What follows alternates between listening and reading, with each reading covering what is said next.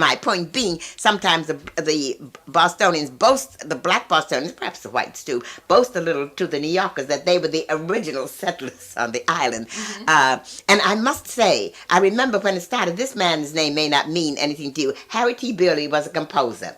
And many of the spirituals that you hear, he was the one who went south, an educated man. He was the one that went south and heard these spirituals and preserved them, put them to music and one thing and another. Well, my point is, he was from New York, and he came here every summer because he knew many Bostonians and fell in love with the island, and then began telling the New Yorkers what a lovely place it was. Then they began to come down to the island. But the original people were Bostonians, and as I said, when the little colony grew, it grew to about 12 families.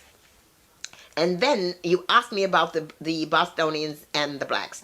Now, we went on the beach and we sat. Now, as I said, half the things I say with gentle fun. I mean, we would sit on the beach and we behaved well. Then the New Yorkers came. Then the New Yorkers began to come because, as I told you, Harry Burley told them about the island. We sat quietly on the beach. The New Yorkers came. They will kill me for this. They had never had such freedom because, you see, you had the whole island here, if you understand. Whereas, where the various beaches they had come from, Highland Beach, they had a section.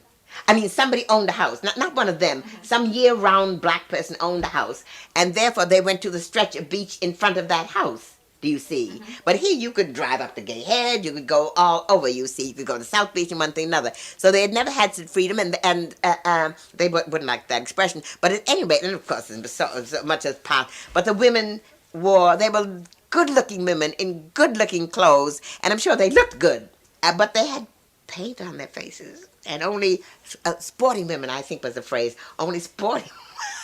That was euphemism for kept women. And so they had paint on, and smoked cigarettes. The women smoked cigarettes. But even worse than that, they carried, you see, they were boarding, and they wanted to stay on the beach all day. So they had food in baskets, and mostly chicken. Chicken, I think, travels well in baskets. But you see, we have a reputation for eating chicken and watermelon. So that there they was, and we said they're going to lose the beach for us. They're going to lose the beach. And I swear to God, one summer we came down and said, private.